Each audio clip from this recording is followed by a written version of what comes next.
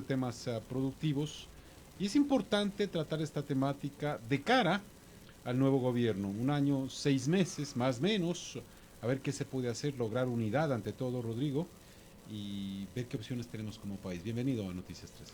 Rommel, buenos días, Alexandra, un gusto estar acá. A todos los radioescuchas e internautas. Lo primero, lo más interesante es que cada vez le seguimos bajando el tiempo, porque ya no estamos ni en el año de los 18 meses, ya parece que va a ser como 15 meses del gobierno que viene. Está confirmado un fenómeno del Niño que arrancará en los meses de noviembre, diciembre y se extenderá todo el primer trimestre del próximo año. Y si las expectativas iniciales se mantienen, que va a ser un fenómeno del Niño fuerte, con altos niveles de pluviosidad, más allá de nada hay que preocuparse por ver cómo contener la problemática del niño.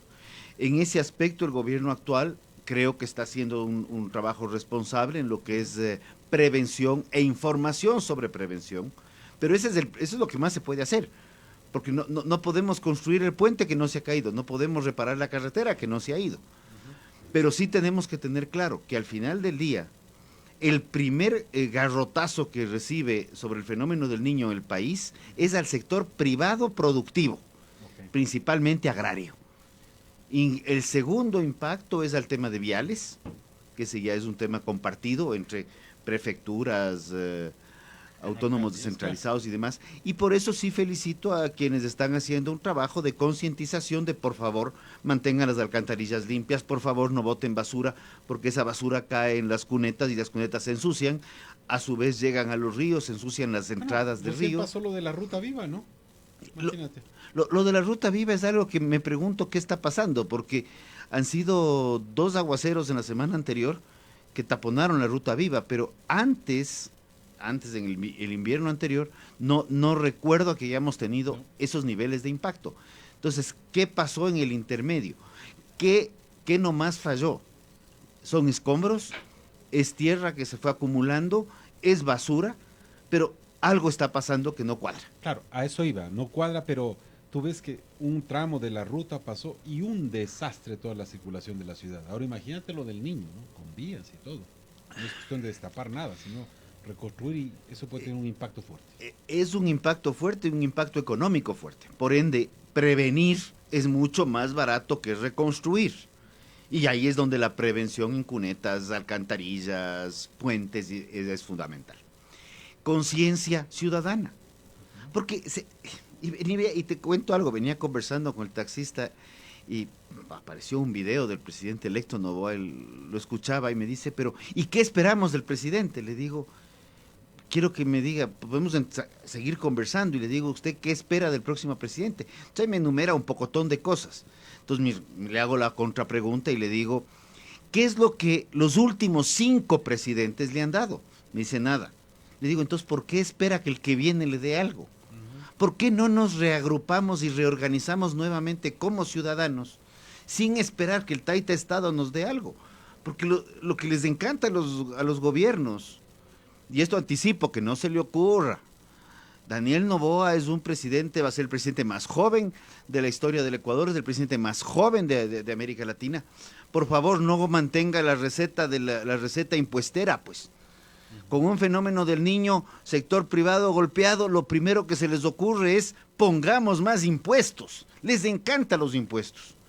Y nadie te justifica de dónde se pagan. O qué pasa con la plata. Entonces ese tema, esas recetas impuesteras son desastrosas. Okay. Entonces más bien, yo sí creo que Daniel tiene una gran oportunidad ahorita, tiene una nueva visión. Confiemos que esa nueva visión se reorganice hacia ver cómo dar herramientas desde el gobierno, y herramientas, no digo intervención, para reestructurar el tejido social, volver a reconocernos entre vecinos, volver sanarnos un poco, sanar, bastante, diría yo. Es que uno de los graves daños, y probablemente el daño más grande causado por el gobierno de 10 años, fue la destrucción interna de la sociedad. Antes del gobierno del 2007-2017, los trabajos en los barrios se los hacían de manera conjunta. Ciudadanos se agrupaban y hacían arreglaban el parque. Una minga. Una minga. En el campo, el ciudadano se organizaba de pronto con una prefectura y armaban un trabajo conjunto en donde el ciudadano era propietario de su obra porque había hecho. En ese gobierno populista, en ese gobierno despilfarrador, y no entro a los valores de corrupción, nos dijeron, los ciudadanos no hagan nada. El gobierno hace todo. Entonces llegaban, construían la vía y se iban. Y se olvidaban que la vía necesitaba mantenimiento, se olvidaban de un pocotón de cosas. Y ahí es donde comienza la destrucción. A eso abona toda esta filosofía que lamentablemente ha sido una herramienta de izquierda, y por eso se la califica así de histórica, de la lucha de clases. Cuando tienes un problema, activa la lucha de clases y vas a ver cómo te mantienes vivo. Cúlpale al otro. A más de, siempre tiene que haber un culpable. Ahorita ya en RC están viendo cuál es el culpable de que doña Luisa no haya ganado.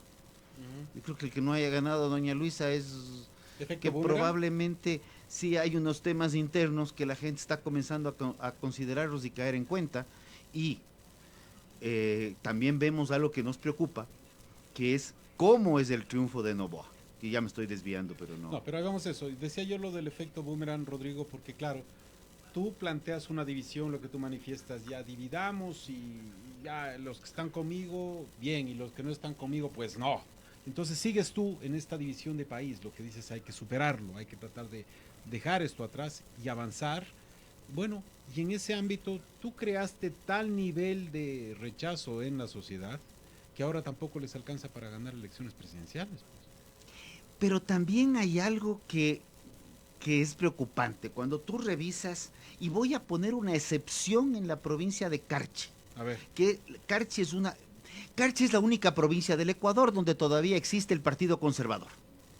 Lo cual nos da una idea de estructura en valores muy distinta, más allá de izquierdas o derechas. Interrumpo, perdóname que interrumpe, pero alguien del Carchi ayer me decía, ¿sabes por qué no gana la revolución en el Carchi? Le decía, no sé por qué, porque no hicieron carreteras. Entonces decía, no sé exactamente, no tengo cifras, pero mencionaba. Claro, porque la bandera es, puse carretera aquí, acá y hay apoyo, pero allá decía no. Si tú te vas para el Carchi, tú pasas del Chota, que es donde comienza el Carchi, vale. Tú tienes unos espacios de ampliación que no acaban de ampliarse, okay. Y la parte alta, en efecto, es la misma carretera de 2 carriles. Lo mismo sucede en la zona, y esto sí es algo que me ha llamado mucho la atención. Tenemos un gran aeropuerto en Quito, ¿ya? La principal capacidad de exportación de carga que tiene el aeropuerto de Quito es flores. Sin embargo, tú tienes una vía de 6 carriles hasta Tababela. Tababela, por el Quinche hacia Cayambe, es la vía de 2 carriles y no en buenas condiciones. Yaruquí, todo eso. Tienes Yaruquí, Checa, Quinche, Azcasubi, etcétera. Luego te vas, la ruta Collas, la ruta más cara de la historia. Llegas a Guayabamba y para irte para Otón, 2 carriles. Para irte por Tabacundo, 2 carriles. Sales de Cayambe y llegas a Imbabura y se abre otra vez a 6 carriles. ¿Qué pasó con Cayambe? Entonces, ¿qué pasó con Pedro Moncayo? Es otra zona que también fue olvidada. Hay que abrir esos carriles. Hay que ver cómo mejorar la vialidad, porque esa zona casualmente produce cerca de 700 millones de dólares al año y decenas de miles de puestos de empleo. Y no pongo los 1.000 millones de exportación de flores, porque también hay producción de flores en La Tacunga y en otras partes. Y el aeropuerto de La Tacunga para carga es perfecto, ¿no? El aeropuerto de La Tacunga está olvidado, porque el aeropuerto de La Tacunga, si bien tiene la pista, no tiene bodegas de carga y centros de manejo de carga. Claro. O sea, las planificaciones de la famosa revolución no fueron en gran medida planificaciones, sino más bien fueron una ampliación de vías de lo que nació el plan vial de la época de la dictadura militar y ratificado y revisado en el gobierno de Borja. Posterior a eso, nada, igualito que las famosas hidroeléctricas. Y 2 vías que yo creo que tal vez había que hacerlas, sí, que más bien en vez de aportar al desarrollo, complicaron y estancaron 2 pueblos. La primera, la salida de Quito en Calderón. Ya no puede, ya entrar a Calderón es un trabajo. Y los artesanos en madera, los artesanos de mazapán de Calderón prácticamente están desapareciendo. El bypass de la Tacunga Salcedo desconectó a la Tacunga y a Salcedo del resto del resto de la serranía, porque ya nadie entra. Las vías internas están casi abandonadas. Entonces las vías pueden ser instrumentos de conexión, como también pueden ser instrumentos de desconexión. Claro, puedes dejar aislado, ¿no? Ahora, Ahora, Rodrigo, con todo esto, si bien será un año, 5 meses, año, 6 meses, con los problemas que han planteado, tanto en el diferencias políticas, planes, pero ¿qué debe hacer Daniel Noboa para tratar de aprovechar ese tiempo corto, con problemas serios en la seguridad, y tratar de lograr y concretar ese mensaje que en campaña dice: yo no me voy a enfrentar con nadie, yo voy a proponer esto, y vengan, trabajemos juntos? ¿Cómo hacerlo? creo que va a tener que mantenerse en esa línea y tener operadores políticos, y esta no es una mala palabra. Tener un operador político es alguien que permite tejer lazos entre los diferentes sectores, y yo creo que, y he visto de los varios sectores políticos, he visto más bien apertura. Okay. Sí, hemos visto apertura en Construye, hemos visto apertura en Actuemos, en un poco de alianzas. Cristianos, desde luego. Social cristianos han sido más cautos, aunque sí lo han dicho. Revolución Ciudadana. Lo ha dicho Revolución Ciudadana también. Lo ha dicho y se ha contradicho. Esa es la parte que me preocupa, porque el presidente Correa en uno de estos arrebatos de medianoche también se le fue en contra de todo. Y se fue en uno de sus tweets, que justamente lo menciona, uno de los editoriales de Thalía en esta semana. Y la otra cosa es, en lugar de abrir una puerta, estaremos vigilantes. Todos tenemos que estar vigilantes, pero no nos pongamos como gato panza arriba con las uñas abiertas, sino démosle una posibilidad a un cambio, démosle una posibilidad a retomar el tejido social, porque el Ecuador está partido. Esta destrucción del tejido social incide en todos los ámbitos, comenzando... Hasta familiares. Sí, pero yo iba a ir más grave. Comenzando en el barrio, comenzando en la manzana en la que se vive o en el condominio, porque si tú no le conoces a tu vecino y no tienes una conversación con él, lo primero que hay es, al no conocerle no hay confianza, ¿ya? Entonces no puedes armar ni siquiera un sistema de alarma interna en un barrio, porque entre los mismos del barrio no se comunican. Y cuando tú tienes barrios organizados, resulta que la delincuencia no entra, y no es porque esté la policía, es porque el barrio está organizado y porque los condóminos y los vecinos se conocen. Bueno, un ejemplo claro de eso es en las comunidades indígenas, Rodrigo. Y donde se mete el delincuente, justicia indígena se le aplica. Y ahí es cuando yo sí creo que el 90 y 80 y pico % de mestizaje que tenemos nos debería dar derecho a todos de aplicar la justicia indígena, aunque sea en el porcentaje de mestizaje que tengamos. Ortigar y latigazos, dices tú. Aunque sea a medio ortigazo o a medio latigazo, pero que valga la pena. Claro, eso se tiene que ver, pero yo creo que en las cifras que estamos como país, y no solo las cifras, sino en la realidad, yo creo que a todos, como tú ves, la selección nos une, indudable, nos hace una causa y vamos a jugar y todo, bueno, pero tú ves tantos compatriotas migrando, cruzando la selva del Darién. Todo esto te pone a pensar y dices, ¿por qué no hacemos algo interno ya para cambiar esto y avanzar? Y no solo peleémonos y no llegamos a ninguna parte y que estamos en lo mismo. De la confrontación no va a ninguna parte. Y como te decía, ese gobierno de 10 años, ese fomento a la división, creo que quedó en un editorial escrito mío de esa época. Que yo decía, el mayor daño que la revolución nos ha causado es la desunión entre ecuatorianos.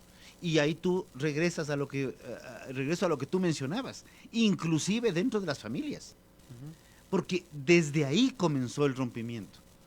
Y no es que todos por ser familia tienes que llevarte bien, ¿no? Pero no llegar a la confrontación interna de que había familias que se llegaron a acuerdos internos de que el domingo que se reunían no se hablaba de política. Claro. Imagínate no poder hablarlo. O sea, ya es un tema y además, en un país... O sea, para que no se dañe el almuerzo de fin de semana familiar, no hablemos de esto porque claro, me voy rápido. ¿No? Y te doy dos cosas. La política, en un país donde desayunamos, almorzamos, tomamos el té y cenamos política, porque aquí se habla de política el 95-98% del tiempo, es gravísimo. Cuando yo era guagua, yo me acuerdo de las reuniones familiares. Y la reunión del 25, que yo la recuerdo siempre con mucho cariño, era un desastre. De diciembre esto. 25 de diciembre nos reuníamos y estaban las dos líneas políticas muy bien marcadas. Claro. Pero en medio de todo, nos llevábamos todos bien, a pesar de las líneas políticas súper marcadas. Pero eso es democracia. Y era una confrontación a veces y subían los tonos y bajaban los tonos y luego llegaba el helado y nos olvidábamos de quién era el presidente porque había que comer el helado de la abuela. ¿A qué conclusión llegaban? Decían, bueno, ¿y en qué te ayuda? Bueno, la verdad es que la saco solo. Entonces regresamos a la conversación con el taxista de hoy de mañana, en donde te quedas pensando y dices, bueno, y yo la experiencia gremial que creo que tengo alguna, yo oigo y digo, es que el gobierno nos tiene abandonados. Y ahora mi respuesta es, ¿y cuándo? Primero, ¿qué esperas del gobierno? O sea, productores de leche, ¿qué espero? ¿Que me den ordeñando las vacas? ¿Que me den fertilizando los potreros? No va a pasar. ¿Que me den cobrando el cheque? Tampoco. Que a veces se demora. No, tampoco llega. ¿Qué espero? Que me pongan protecciones. Eso nos encantan los proteccionismos. Y los proteccionismos solamente han beneficiado a las grandes corporaciones, que son las únicas que se benefician, y a ciertos sectores muy específicos. El proteccionismo, a la larga, nos ha hecho más daño que bien. Por eso es que hay la frase que inclusive dicen, ese padre le quiere tan poco al hijo que le quiere dar de todo. No, al hijo hay que dejarle crecer. Claro. Y los sectores productivos, también, ¿no? Libertad. Pucha, ese es otro término que ahora parece mala palabra. Cuando le oímos hablar de libertad a alguien, ese señor es un, ¿cómo es ahora? Libertario. Perdón, lo único que está diciendo es que el gobierno no le estorbe. Que no le estorbe, que le deje trabajar. Que si tienes una estructura burocrática que te pone 50 trámites para hacer algo, ve, que te dejen 2. O que no te ponga más. Porque además, también somos buenos para decir lo que tenemos que hacer y le damos ideas al gobierno. Y hace poco que estábamos tratando el tema de abigeato, por ejemplo, el robo de ganado, que está complicándose, es que necesitamos implementar este sistema, implementar este otro, implementar el tercero, implementar el cuarto, y el gobierno tiene que dar haciendo todo. Yo les decía un ratito, nosotros estamos planteando ideas, pongámonos del otro lado. Cuando nosotros planteamos una idea que hay que implementar cierto proceso adicional, el gobierno va a entender como trámite adicional, y eso va a implicar una burocracia adicional, y eso va a implicar un costo adicional, y ese trámite de buena voluntad adicional va a terminar teniendo un costo para nosotros y nos va a restar competitividad. Más bien veamos qué es lo que nosotros podemos hacer entre nosotros para articular con el gobierno y decirle, ok, señor gobierno, yo le ayudo aquí con cámaras, yo le ayudo con reconocimiento facial, que usted puede implementar, que usted puede leerlo, cámaras que tengan reconocimiento facial, el sistema lo tiene el gobierno. Yo le ayudo con este tipo de cosas, pero usted tiene que ponerse pilas y hacer el trabajo sobre inteligencia para encontrar a los delincuentes. Claro. Y esperemos que la justicia haga su trabajo. Porque si no, ya me van a decir que estoy histriónico, como algún poeta que habla y hace giros y mueve las manos y que dice que dirige la justicia cuando está destruyendo la justicia. Y con gusto leí que hay unos procesos de investigación por obstrucción de la justicia que están implementándose contra el Consejo de la Judicatura, que me parecen muy interesantes y que creo que podría ser un gran paso de depuración de la justicia. No es un tema de que el Consejo sea el malo. El problema es a qué personajes entran al Consejo. Tú con todo esto, si eres optimista, que se puede hacer algo interesante en este año y 6 meses, porque va a tener aspiraciones legítimas, creo yo, dependiendo cómo vaya cualquier sector político para las elecciones del 2025. Creo que si puede torear bien el tema del fenómeno del niño. Maneja un buen diálogo, y aquí sí, Carminiani, que parece que va a manejar la comunicación, va a jugar un papel fundamental. Nuevo secretario de Lo que Comunicación. no se comunica no existe, y esto es una de las grandes fallas que siempre le cuestionamos al presidente Lasso, es hay que comunicar mejor.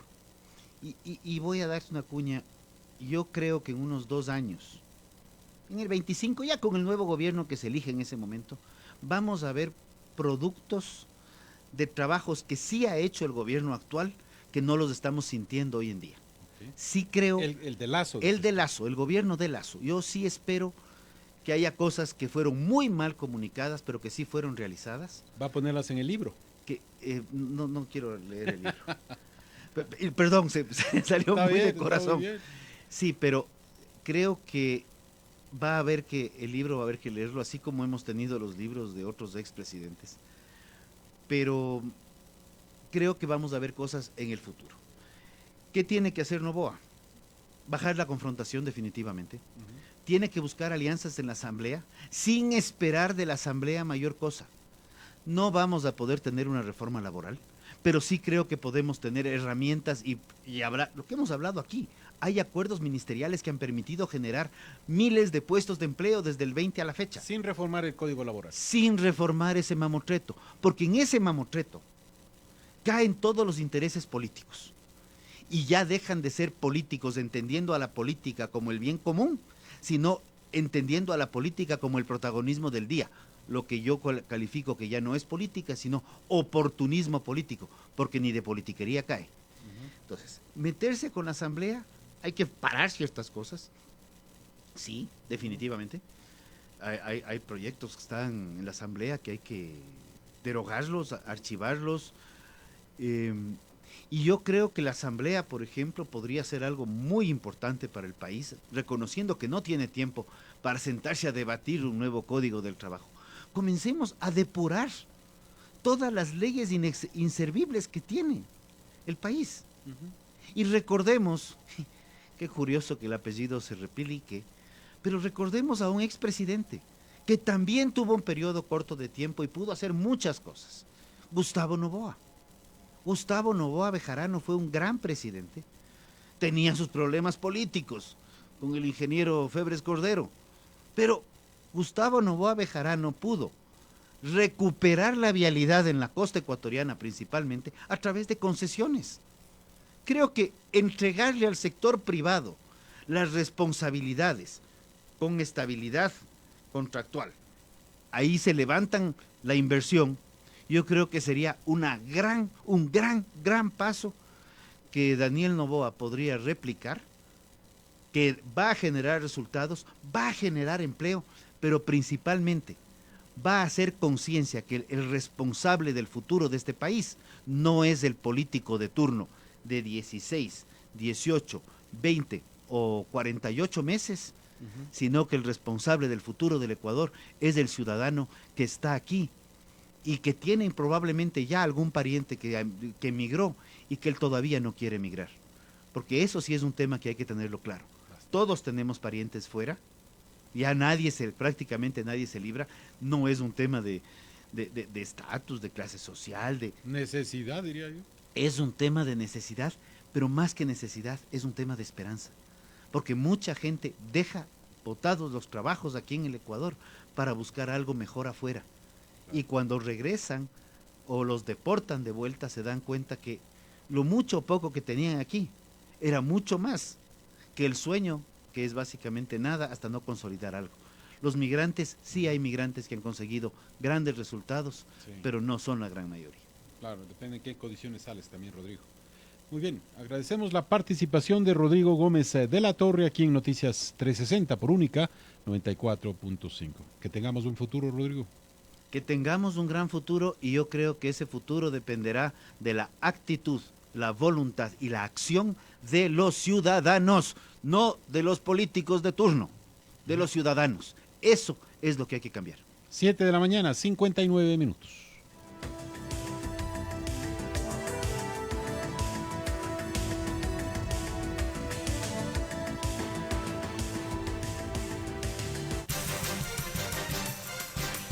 Una radiografía informativa del Ecuador y el mundo. Noticias 360.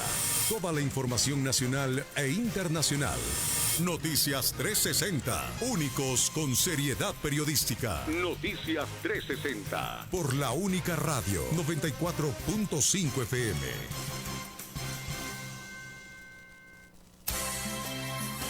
Noticias 360 presenta El Mundo en Breve. Noticias 360 por la única radio 94.5.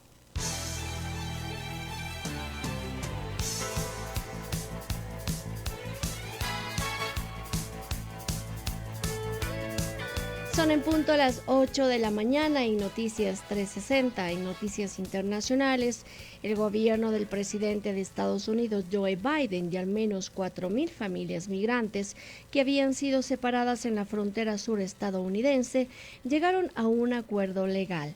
Diva Lizeth Cash nos explica que ahora los demandantes podrán vivir y trabajar en los Estados Unidos.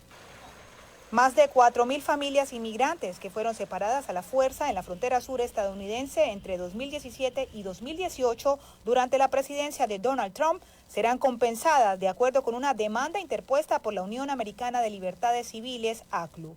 Ahora podrán vivir y trabajar en Estados Unidos por 3 años, recibiendo ayuda de vivienda, salud mental y asistencia jurídica para solicitar asilo. Si bien nadie afirmaría jamás que este acuerdo pueda reparar por completo el daño causado intencionalmente a estos niños pequeños, es un comienzo esencial. Este acuerdo proporciona importantes beneficios a miles de familias y un componente indispensable impide al gobierno volver a implementar la política de tolerancia cero en el futuro. El presidente Biden ordenó la creación de la Oficina Interagencial para la Reunificación de Familias y nombró al secretario de Seguridad Nacional, Alejandro Mayorkas, como su presidente. La Fuerza de Tarea Especial está identificando e implementando estrategias completas que reunirán a las familias y asegurarán que los niños y padres que fueron intencionalmente separados reciban apoyo. Sin embargo, los republicanos en el Congreso podrían impugnar los beneficios de asignar dinero y brindar servicios a las familias beneficiadas, por lo que Dana Sabraw, juez federal del Distrito Sur de California, podría ser solicitado para revisar objeciones. Diva Lizeth Cash, Voz de América. Noticias 360. Únicos con seriedad periodística.